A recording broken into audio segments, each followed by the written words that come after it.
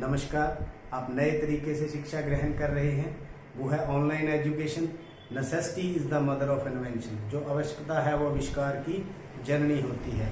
जब जब हम किसी मुसीबत में फंसते हैं तो उसका हल जरूर निकल आता है। तो ये ऑनलाइन शिक्षा भी जो है इसका एक हल है। आप इस ऑनलाइन एजुकेशन के सहारे अपनी शिक्षा को जारी रखें और कॉन्सेप्ट अपने क्लियर करते रहें।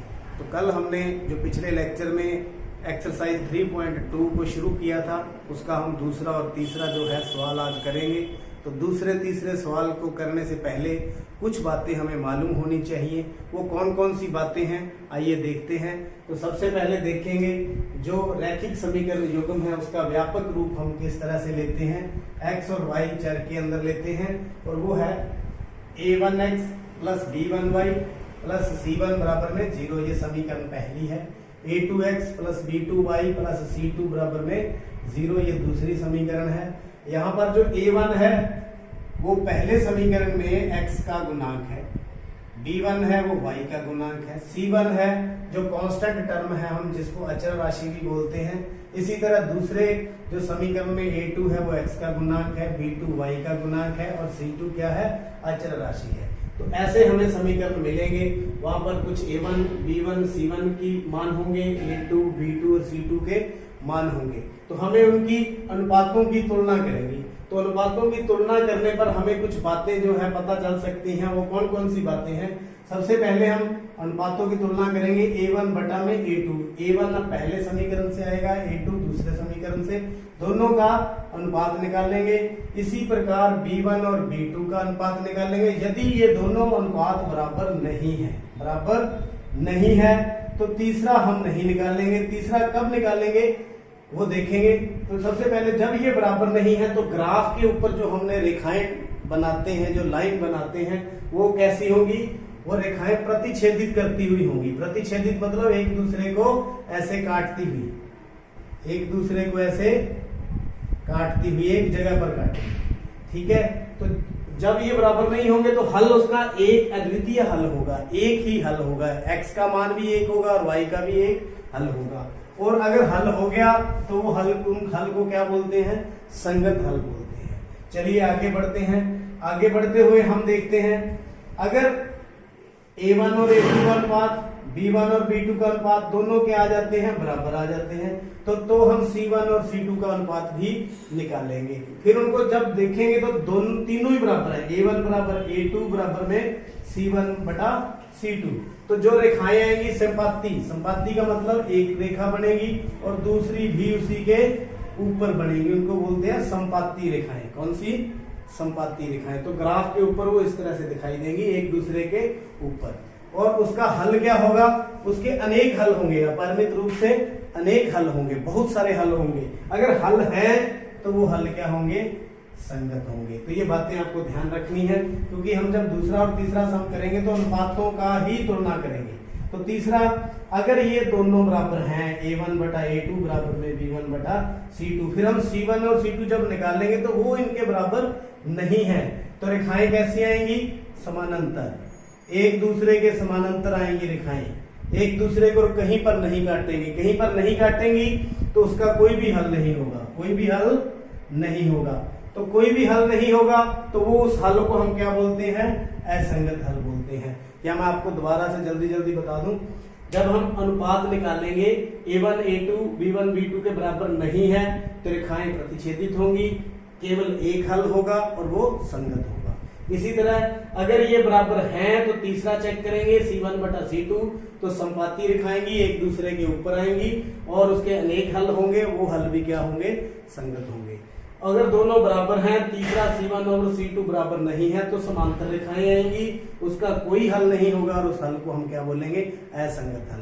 तो आइए देखते हैं दूसरा और तीसरा सम। सारणी के आधार पर देखते हैं दूसरा सम। तो जो सेकंड जो आपको सारणी बताई गई थी उस सारणी को आप ध्यान में रखेंगे।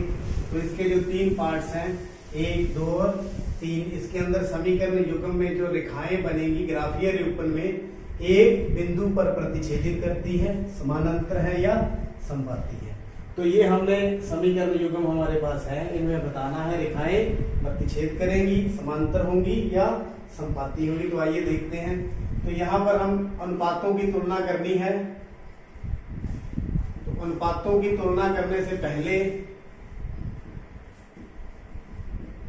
हम इसको व्यापक जो इसका रूप है उसके साथ कंपेयर करेंगे।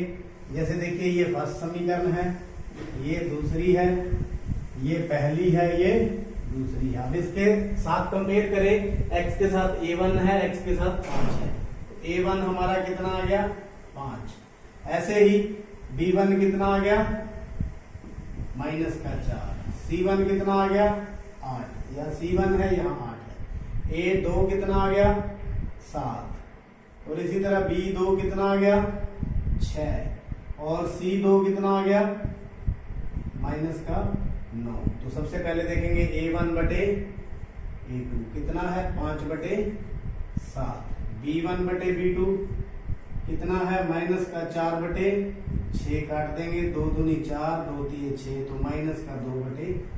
आप देख रहे हैं जो a1 बटे a2 है और b1 b2 है, ये दोनों बराबर नहीं है। तो बराबर नहीं है तो रेखाएं क्या होंगी, एक बिंदु पर प्रतिच्छेदित करेंगी। सारणी से हम देखेंगे जो अभी अभी की थी, रेखाएं एक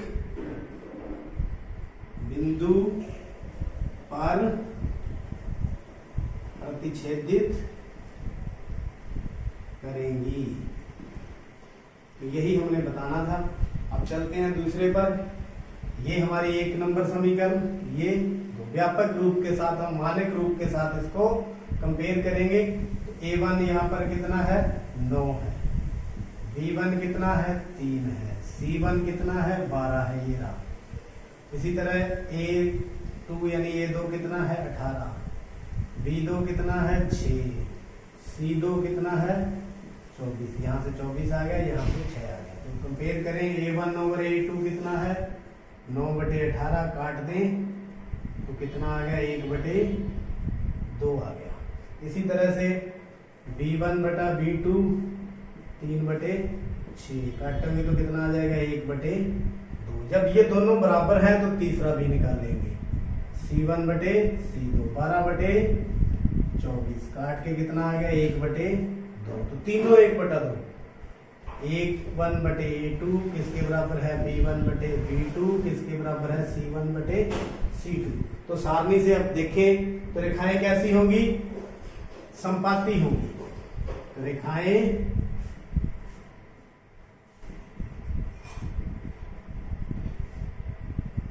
संपाती होंगी।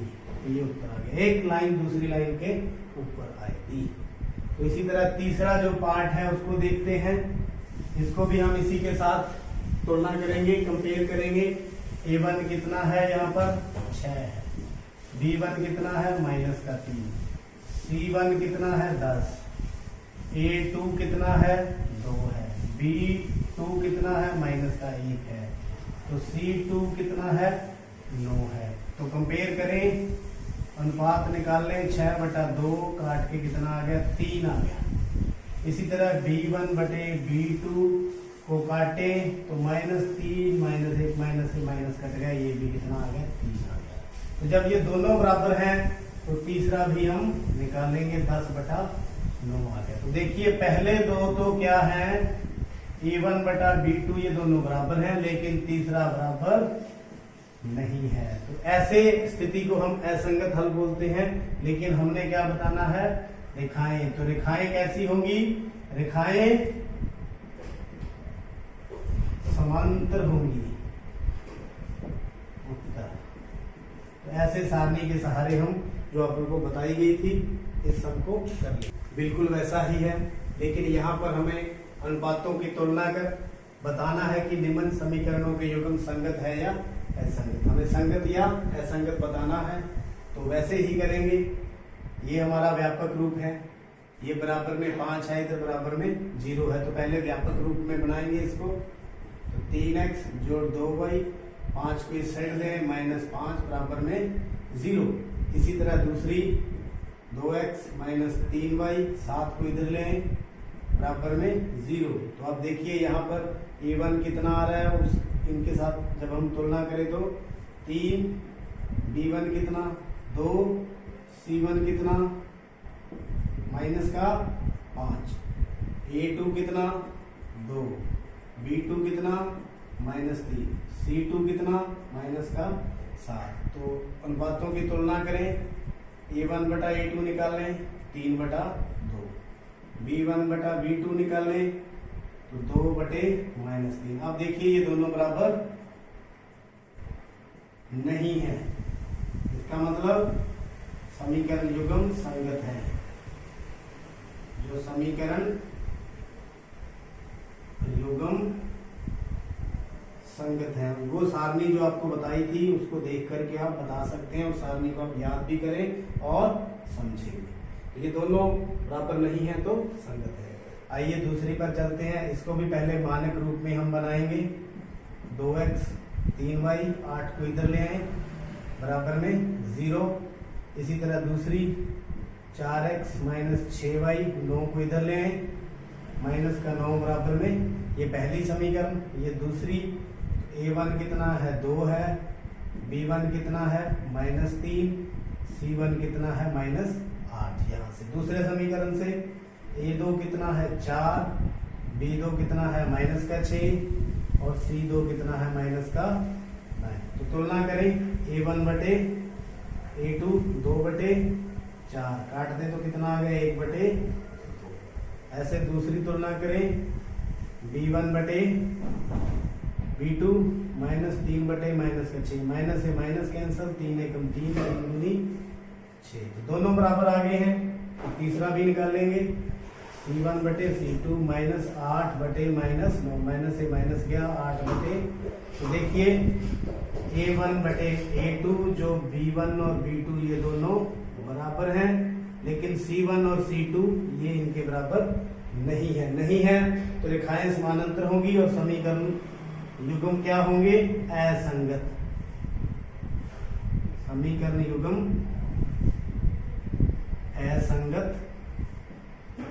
है। ये भी आप सारणी से देख सकते हैं। ऐसे ही तीसरा, ये बटे में है तो सबसे पहले इसको हटाएंगे, लघुत्तम ले लें, कितना आ जाएगा 6, 3 तिये 9x जोड़ 10y बराबर में 7। जितना सरल कर लें उतनी आसानी रहेगी। तो 10y ये 42, 6 को इधर ले जाएं, 7 गुना 6 42। तो इस व्यापक रूप के बराबर करने के लिए 9x जोड़ 10y माइनस का 42। तो ये समीकरण 1। दूसरी हमें मालूम है 9x माइनस का 10y माइनस का 14 बराबर में 0। तो 0 के बराबर ले आए तो यहाँ पर A1 कितना है 9, B1 कितना है 10, C1 कितना है माइनस का 42, A2 कितना है ये भी 9 है और B2 कितना है माइनस का 10। ये है समीकरण नंबर 2। यहाँ से देख रहे हैं माइनस का 10। C2 कितना है माइनस का 14 है। तो देखिए A1 बटे A2 9/9 काट के कितना आ गया 1, लेकिन B1 बटे में B2 10/-10 काट के कितना आ गया -1। तो ये दोनों बराबर नहीं है। A1 बटे B2 नहीं बराबर है B1 बटे B2। तो इसका मतलब समीकरण युग्म क्या है, संगत है। समीकरण युग्म संगत है। तो चौथा पार्ट भी उसी प्रकार करेंगे।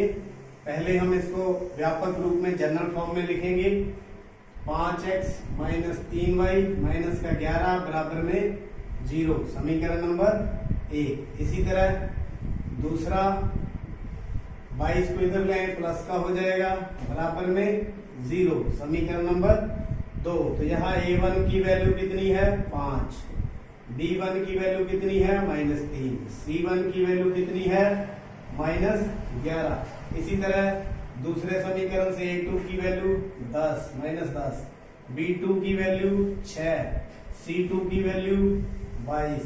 तो अनुपात निकाल लें, A1 बटा A2 कितना आ गया 5 बटे माइनस का 10 को काट देंगे तो माइनस का 1/2, माइनस नीचे है ऊपर लिख दो, एक ही बात है। B1 ओवर B2 माइनस का 3/6, 3 1 3, 3 दूनी 6 माइनस का एक, ये भी माइनस का 1/2 माइनस का 1/2। अब निकालेंगे C1 बटा C2, तो -11/22। तो ये भी काटने के बाद कितना आ गया माइनस का, तीनों क्या है बराबर है। A1 बराबर A2, A1 बटा A2 बराबर B1 बटा B2, C1 बटा C2, तीनों बराबर हैं। तो रेखाएं संपाती होंगी, समीकरण युग्म क्या होंगे, संगत होंगे। समीकरण युग्म संगत है। देखते हैं फिफ्थ पार्ट।